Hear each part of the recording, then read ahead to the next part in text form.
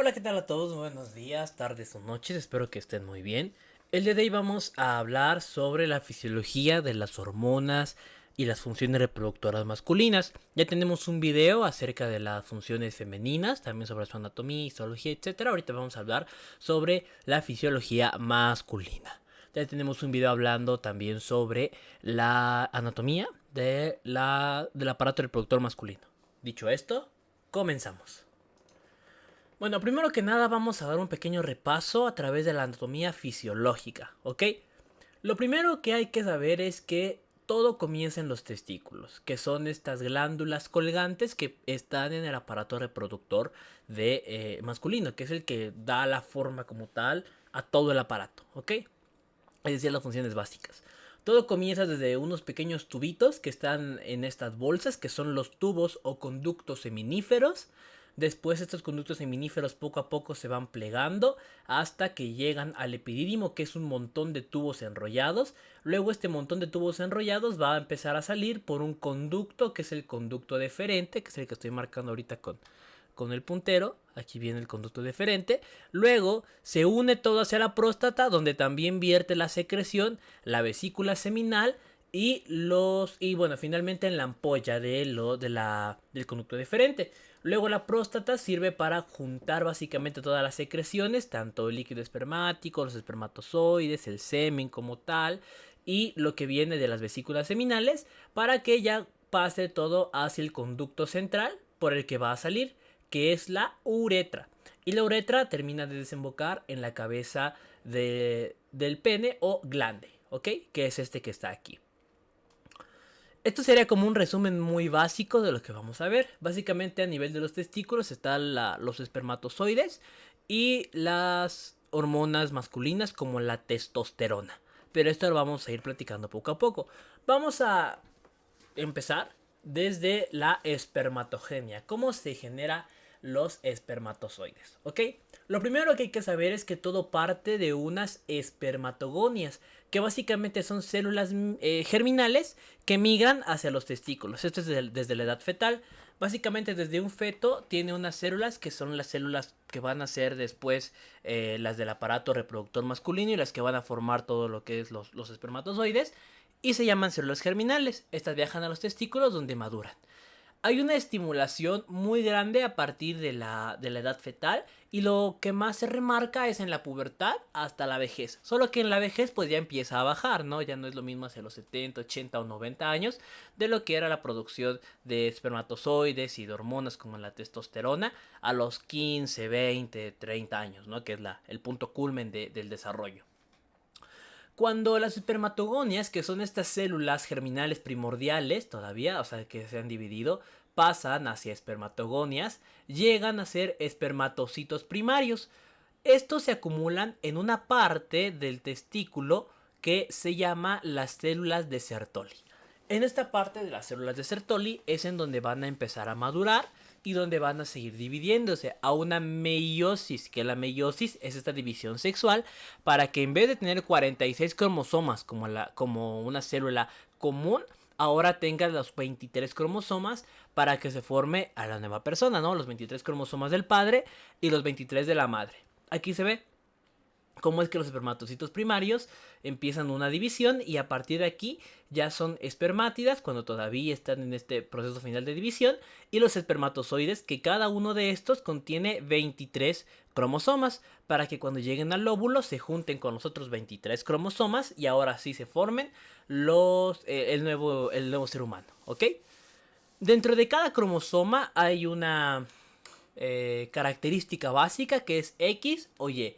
Y esto habla sobre el sexo femenino o masculino, ¿ok? O sea, cuál va a representar este espermatozoide. Este es el que lleva el sexo.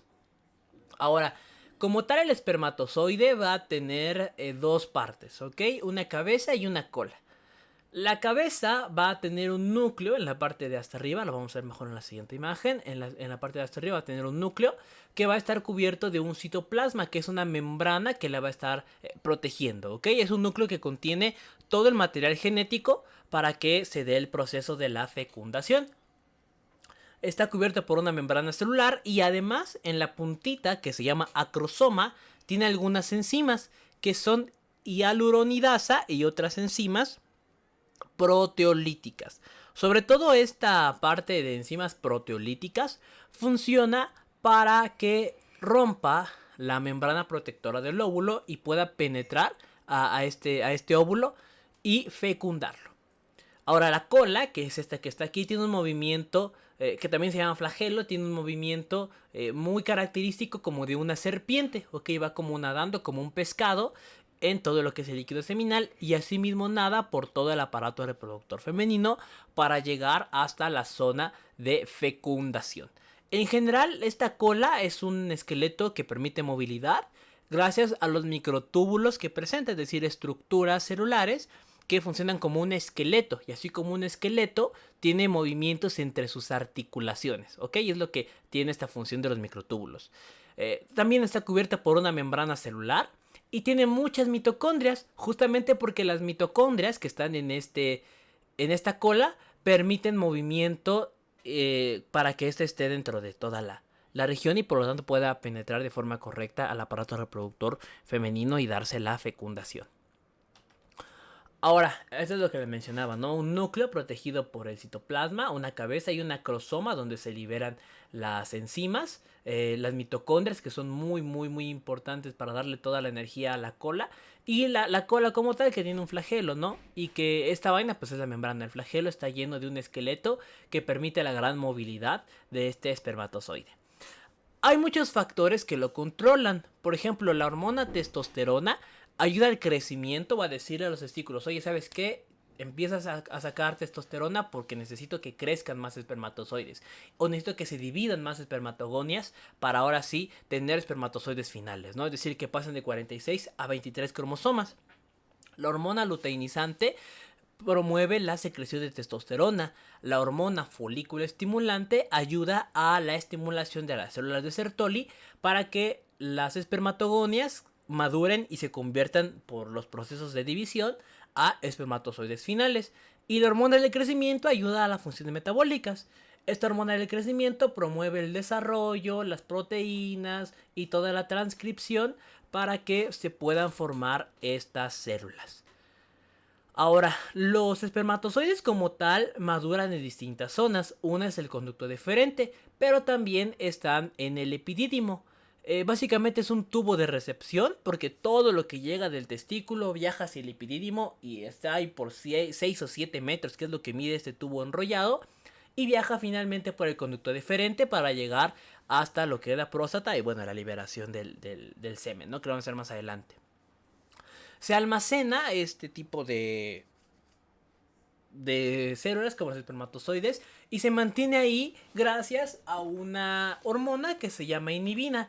La inhibina lo que produce es que si bien el espermatozoide ya es maduro, o sea, ya puede tener estas características de una célula germinal como tal, o sea, ya promover el desarrollo de un nuevo ser, todavía tiene que terminar de capacitarse o de darse su trabajo final para que sea completamente desarrollado en el tracto reproductor femenino, ¿ok? Y mientras tanto, muchas de las características de los espermatozoides están evitadas por una hormona que se llama la inhibina.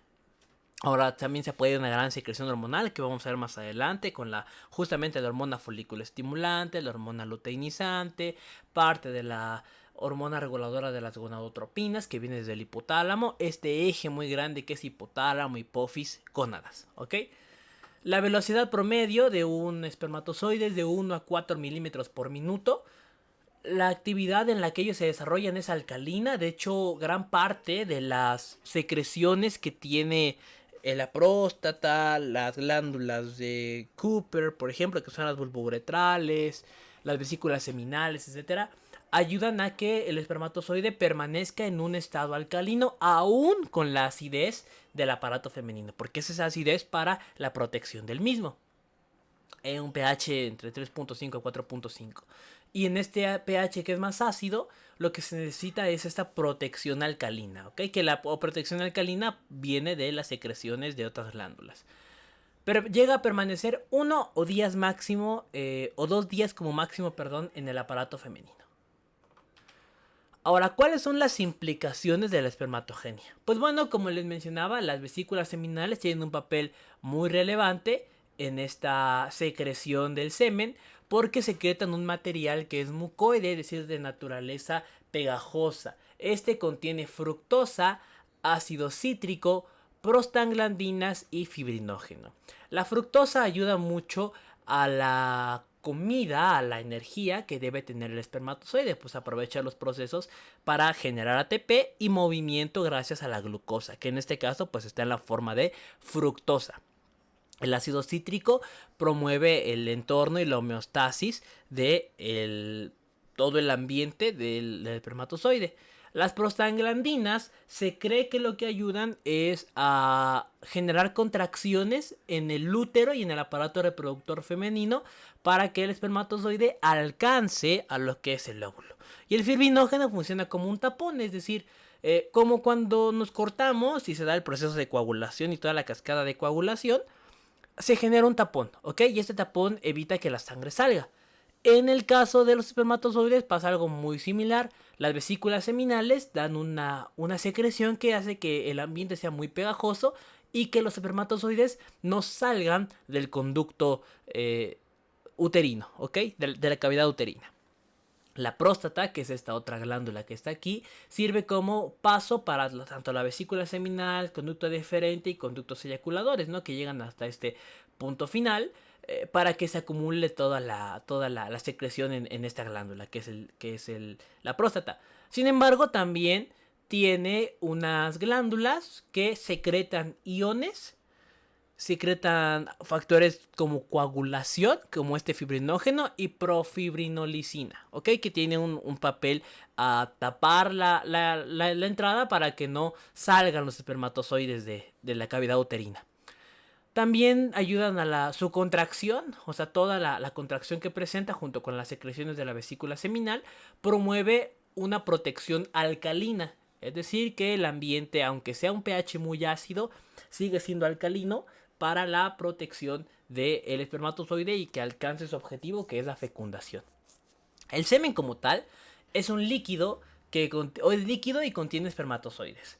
El 60% de todo el líquido como tal proviene de la vesícula seminal, así como esta proteína coagulante que les decía, ¿no? Que es este fibrinógeno que funciona como un tapón para promover la movilidad constante. Cuando este desaparece, ahora sí, como ya no hay cómo se escapen, pueden empezar a moverse muy fácil por todo el conducto uterino.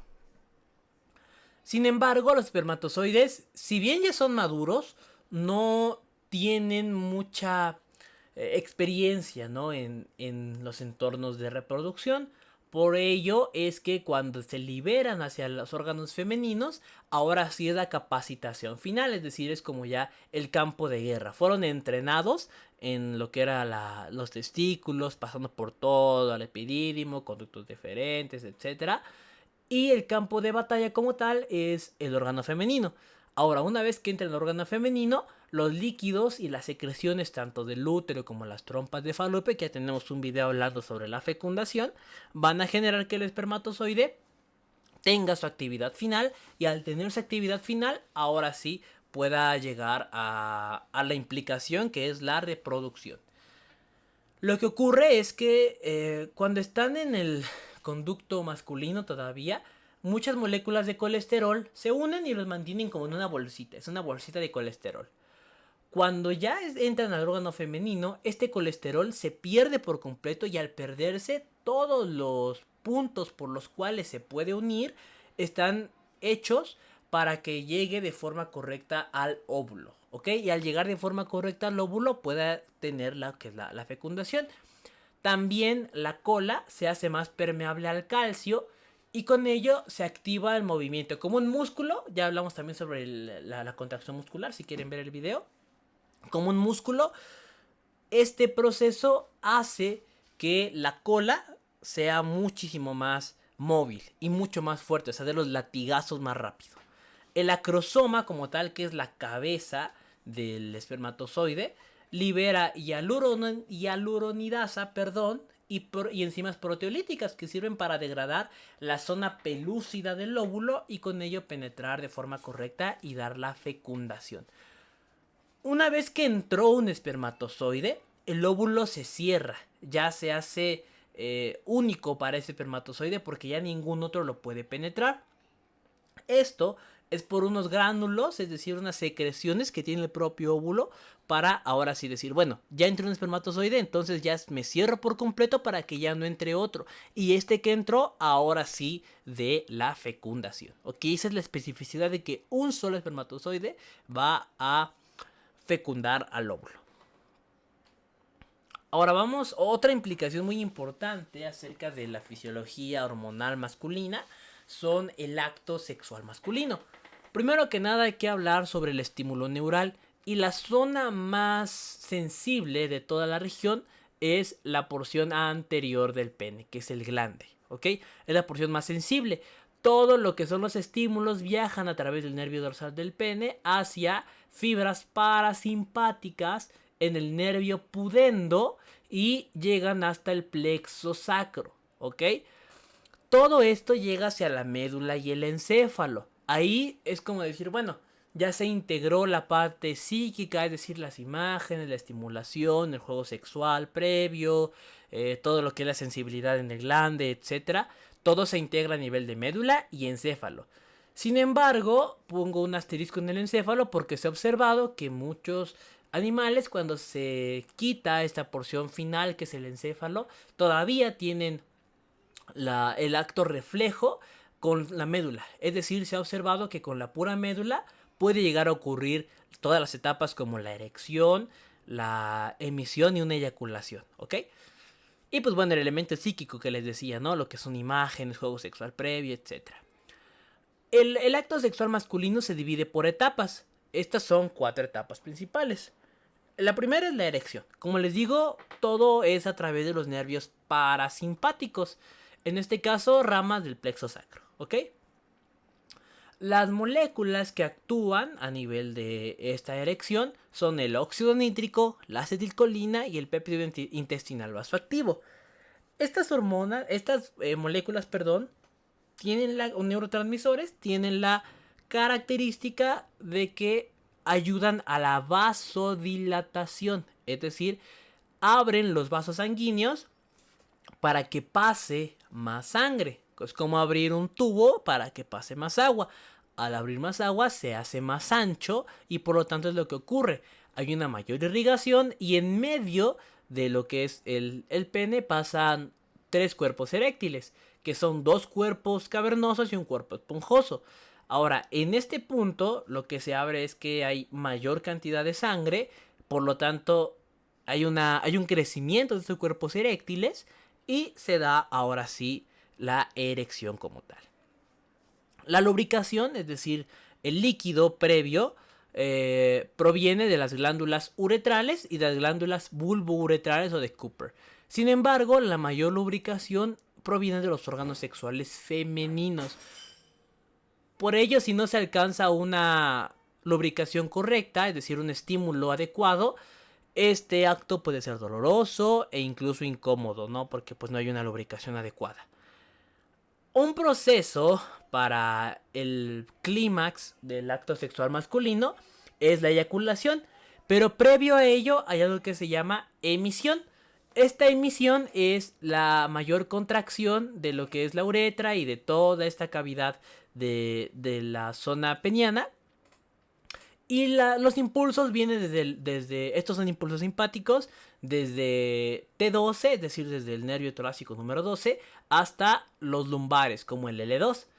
Es una peristalsis, es decir, un movimiento como en onditas así, de lo que es el estímulo uretral, más el apoyo de las glándulas.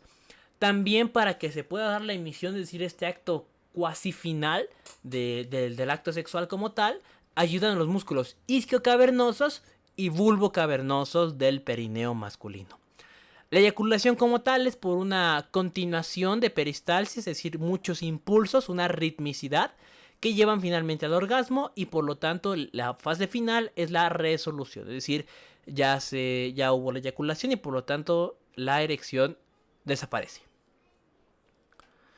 Ahora, hablando de las hormonas sexuales del aparato reproductor masculino, la principal es la testosterona. Esta se secreta en las células de Leydig. Voy a regresar tantito, solo una imagen para que la vean de mejor manera. Estas son las células de Sertoli, donde los espermatozoides maduran. Estas son las células de Leydig, donde se produce la testosterona. Ambas están en esta zona de lo que es el testículo. Bueno, ahora sí voy a regresar a la imagen que tenía. Ahora, las hormonas masculinas se llaman andrógenos, es decir, hormonas masculinas en sí. También hay, la principal secreción es por los testículos, pero también puede haber una cierta capa de la glándula suprarrenal. Es una función mínima, entre comillas, porque si bien ayudan al desarrollo de caracteres sexuales, no es el máximo desarrollo de caracteres sexuales que puede tener una persona. Sin embargo, cuando hay un tumor, esta sí se hace muy drástico y en mujeres puede provocar una virilización, como ocurre a veces en patologías como el síndrome de ovario poliquístico, donde estos andrógenos están elevados. También tenemos un video hablando sobre síndrome de ovario poliquístico. Ahora, la testosterona, como las demás hormonas del tipo... Bueno, de estas hormonas, como las que provienen del colesterol, pues se secretan a partir del colesterol que se consume como seres humanos y también de la acetilcoenzima A. Las células de Leydig están en el intersticio, es decir, entre el tejido de los túbulos seminíferos. Hay muchos túbulos y en medio de los túbulos están estas células de Leydig, que es de donde proviene la testosterona. Hay una secreción bimodal, hay un pico fetal, disminuye mucho durante la niñez y vuelve a aumentar ahora sí por mucho más tiempo en la pubertad. Esta secreción bimodal es porque, por ejemplo, cuando son niños muy pequeños, fetos, se necesita un proceso que se llama el descenso de los testículos. Los testículos originalmente están casi a nivel del riñón y van bajando poco a poco para llegar hasta su posición final en la zona infrapélvica, ¿no? O sea, debajo de lo que es la pelvis. La unión o el metabolismo es que el 97% de la testosterona se une a la albúmina o a un transportador que es como un carrito que se llama la globulina fijadora de hormonas sexuales. Se convierten por una enzima que es la 5-alfa reductasa a dihidrotestosterona. Su degradación es a través de un proceso que se llama glucoronidación en el hígado. Es un proceso muy similar en fármacos, por ejemplo. Y su eliminación es por bilis hepática hacia el intestino o por la orina, ya para eliminarlas por completo. Por ello es que se puede ver en una prueba de orina, por ejemplo, este tipo de hormonas. Ahora, ¿hay estrógenos en el varón? Pues sí, los estrógenos es lo que se refiere a las hormonas femeninas. Y sí hay estrógenos en el varón. Se cree que ayudan a la espermatogenia, es decir, para el desarrollo de los espermatocitos. Y que también muchas de las características de la testosterona a nivel del hígado se convierten a estrógenos para su degradación. Esta es la fórmula química de la testosterona. Ahora, ¿cuáles son las funciones de la testosterona? Bueno, primero hay que dividirla, como les digo, en dos picos. Un pico fetal y un pico de adulto. El pico fetal lo puse como funciones fetales y el adulto como funciones tanto en la pubertad como en el adulto, ¿no? En las funciones fetales, hacia la séptima semana de gestación, estimulada por otra hormona que es una hormona materna que es la gonadotropina coriónica humana, empieza la promoción de testosterona. Esto a las 7 semanas de gestación, es decir, ni 2 meses de embarazo.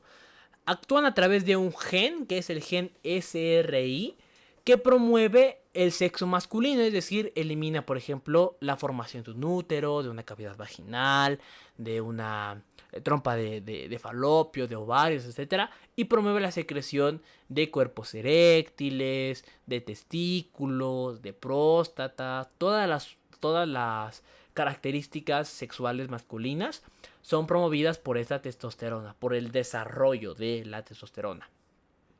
También ayuda al descenso de los testículos. De hecho, un tratamiento común es la aplicación de testosterona a niños que no tengan los testículos descendidos, ¿ok? Ahora, ¿cuáles son las funciones dentro de la pubertad o en el adulto? Bueno, primero que nada el vello corporal. El vello corporal de un hombre a nivel zona púbica, tórax, axilas, barba, etcétera, es muy característico y la testosterona ayuda a esta distribución de vello corporal. La calvicie masculina se ha asociado también con un alto grado de testosterona. Sin embargo, no quiere decir que por no tener cabello vamos a tener mucha testosterona.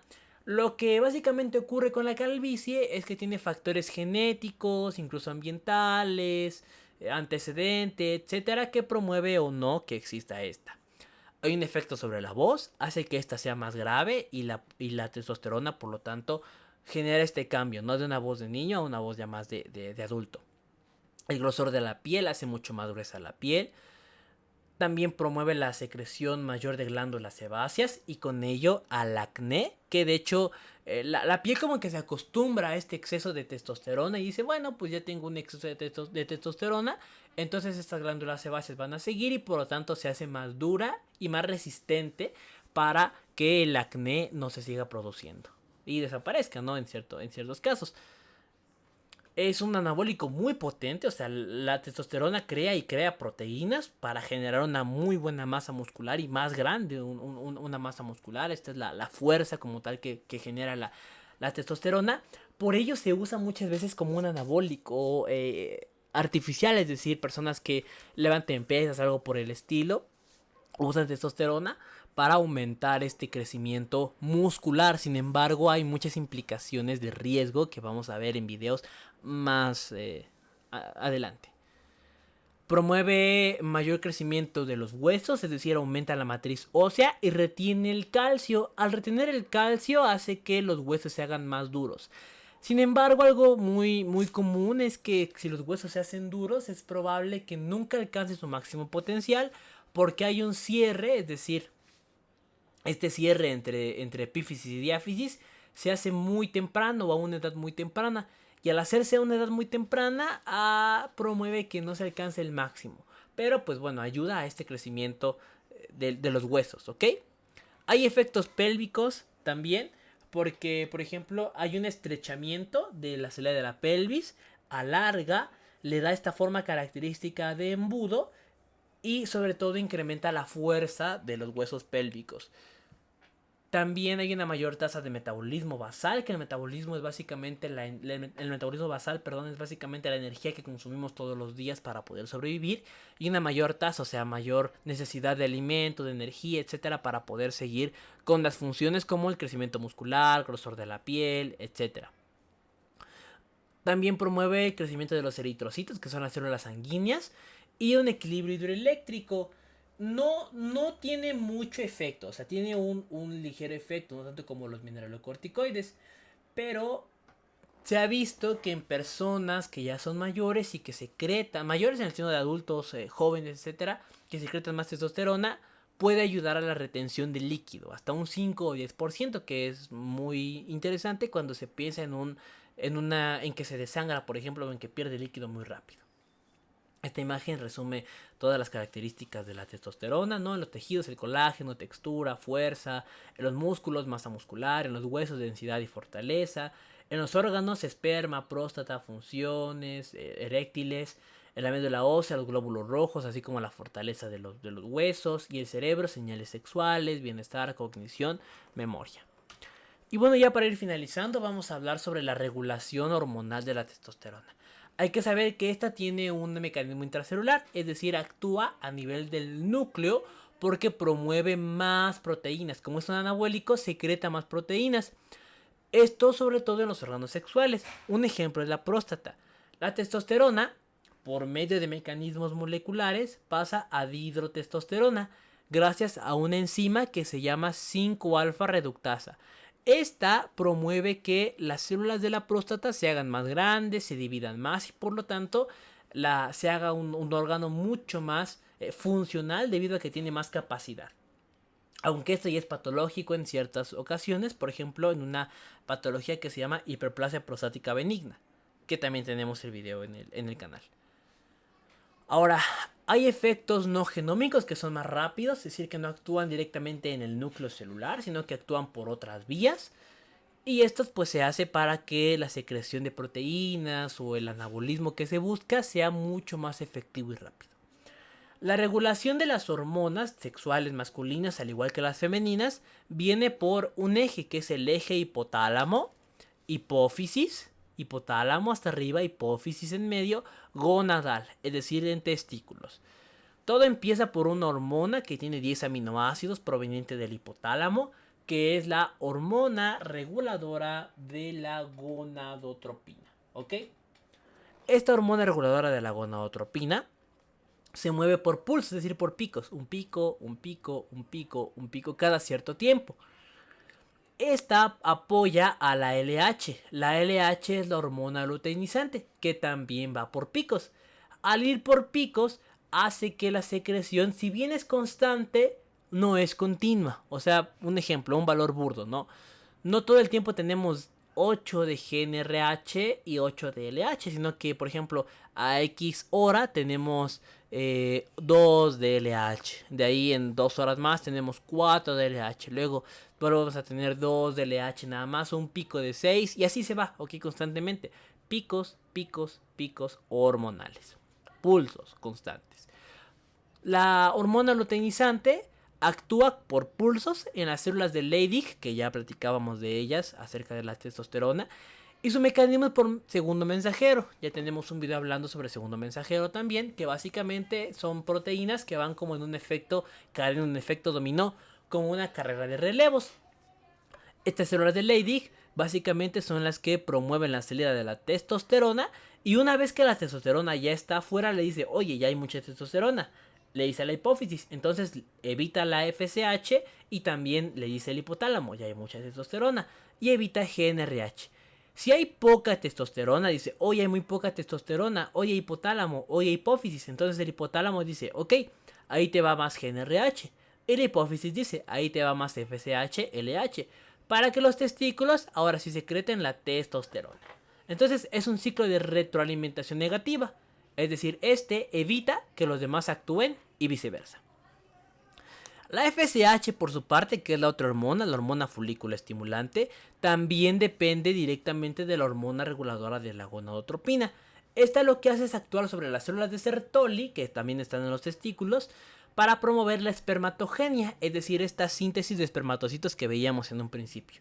La FSH es directamente proporcional a la espermatogenia, es decir, si hay mucha FSH, la cantidad de la espermatogenia pues va a estar controlada en ese sentido, ¿no? Mucho esperma es porque ha habido mucha FSH. Pero un poco esperma promueve la cantidad de FSH. Y mucho esperma evita que se secrete más FSH, esta retroalimentación negativa, ¿no? Si ya tengo muchos espermatozoides y mucha secreción de los mismos, le digo, oye, FSH, ya no necesito más. Pero si tengo muy poquito, le digo, FSH, necesito más espermatozoides, ¿ok? Y para evitar las características finales, pues está esta hormona que le digo que es la inhibina, que básicamente evita que todo el tiempo esté habiendo secreciones y así, que promueve un equilibrio, ¿ok? A nivel fetal, como les digo, la testosterona hace... la testosterona se libera gracias a la LH en la pubertad y en el adulto, ¿no? Pero a nivel fetal, la gonadotropina coriónica humana hace este papel de la testosterona porque actúa a nivel de células de Leydig para liberar testosterona, ¿ok? Esta gonadotropina coriónica humana hace el papel de la hormona luteinizante, para liberar testosterona. Y en cuanto a la pubertad, pues no se ha visto específicamente cuándo es que comienza, pero a nivel molecular es cuando esta hormona reguladora de la gonadotropina o GnRH empieza con picos. Y esos picos ya son los que van a dar el impulso final para que ocurra como tal la pubertad y los cambios de los caracteres sexuales secundarios, de voz, vello, por ejemplo, etcétera. Y bueno, ya para ir finalizando, quisiera dejarles esta pequeña imagen a manera de resumen.